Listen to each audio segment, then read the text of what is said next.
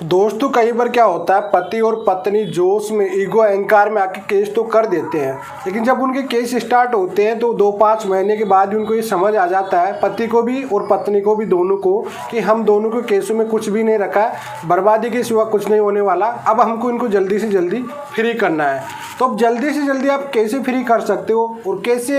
साथ रहना है या नहीं रहना है, ये चीज़ें भी आप कैसे डिसाइड कर सकते हो, इसका मैं एक आपको बेस्ट ट्रिक दूंगा इस वीडियो में, और काफ़ी महत्वपूर्ण होने वाला है पति और पत्नी दोनों के लिए। तो वीडियो का एंड तक जरूर देखते रहना। तो चलिए दोस्तों, नो टाइम पास नो बकवास, सीधा करते हैं काम की बात। मैं हूँ हंस। सेकंड बात दोस्तों, कमेंट में नंबर ना छोड़िए, अगर आप मुझसे ही बात करना चाहते हो, डिस्क्रिप्शन पूरी डिटेल होती है, कंसल्टेशन फीस जमा करके आप बात कर सकते हैं। देखिए दोस्तों, सबसे इम्पोर्टेंट, मान लीजिए आपके खिलाफ पत्नी ने दहेज केस किया, ठीक है, आपने भी डाइवोर्स का केस कर दिया मान लीजिए, ठीक है, मेंटेनेंस का केस भी होगा, डीवी का केस भी होगा, सभी केस हो चुके हैं, जितने केस होते हैं फैमिलीज के, मैट्रिमोनियल के जितने भी केसेज हैं, दोनों पार्टी की तरफ से केस हो चुके हैं। लेकिन अब दोनों को सच्चाई ये समझ में आ चुकी है, जो पहले घमंड था, जो अहंकार था, वो ख़त्म हो चुका है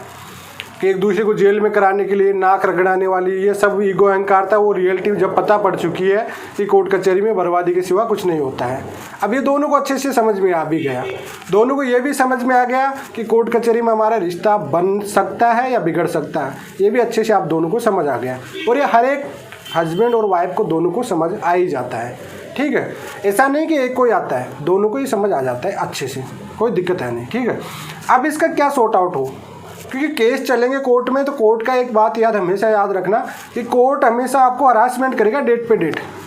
डिसाइड आपको ही करना है जल्दी से जल्दी। कोर्ट के भरोसे रह जाओगे तो ये मामले आपको पता 5 से 10 साल तक चलेंगे केस, और 5 से 10 साल हर किसी के पास नहीं होते हैं, ठीक है। जो आप ये दिखाते हो कि उसको जेल करा के मानूंगा, जेल करा के मानूंगी, ये चीज़ें, ये आपका जो ईगो अहंकार होता है, जो एटीट्यूड होता है पहले, ये 1 या 2 साल में ऑटोमेटिकली ख़त्म हो जाता है जब आपके धक्के लगते हैं कोर्ट कचहरी और पुलिस थानों के।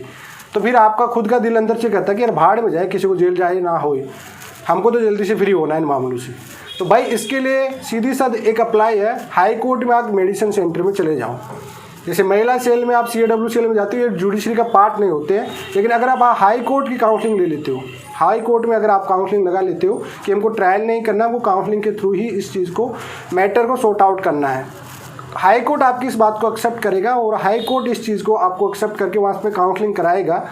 म्यूचुअल में अगर आपको करना है तो म्यूचुअल वाली आपकी बात को भी सुनेगा वहाँ पे, अगर आपको साथ रहना है तो साथ वाली बात को भी सुना जाएगा वहाँ पे, अगर आपका 1 टाइम एलिमनी पे सेटल होगा तो उसको भी सुना जाएगा और म्यूचुअल में होगा, डाइवोर्स वाली बात भी होगी तो उसको भी बात सुनी जाएगी। मतलब कुल मिलाकर अगर आप जुडिशरी की कोई भी काउंसलिंग ले लेते हो कोर्ट के थ्रू,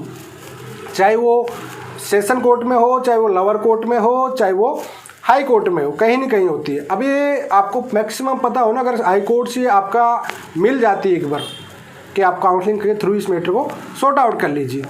चाहे इंडिविजुअल भी आप लगा सकते हो, ऐसा नहीं कि दोनों पार्टी सहमति से लगाए, एक पार्टी भी लगा सकती है। जब इस चीज़ का एहसास हो गया कि बर्बादी के सिवा कुछ नहीं बचागा, इनमें बर्बादी होना है, तो इस सिचुएशन में कोई भी एक पार्टी लगा सकती है और आपको काउंसलिंग मिल जाती है, तो दोनों वहाँ पे बैठिए, आपका ट्रायल वगैरह में टाइम वेस्ट नहीं होने वाला, ना ही किसी की हार जीत होने वाली है। किसी को ये लगता है कि मैं हार जाऊंगा, मैं जीत जाऊंगी, वो हार जाएगा, मुझे डर है इस चीज़ का, तो मुझे हारना नहीं। कहीं लोग तो इस वजह से भी केस लड़ते रहते हैं कि हारना नहीं है, बात खराब ना करनी बस। तो भाई वहाँ पे बैठ के ना, आपको हार जीत वाला फंडा नहीं है, वहाँ पे आपका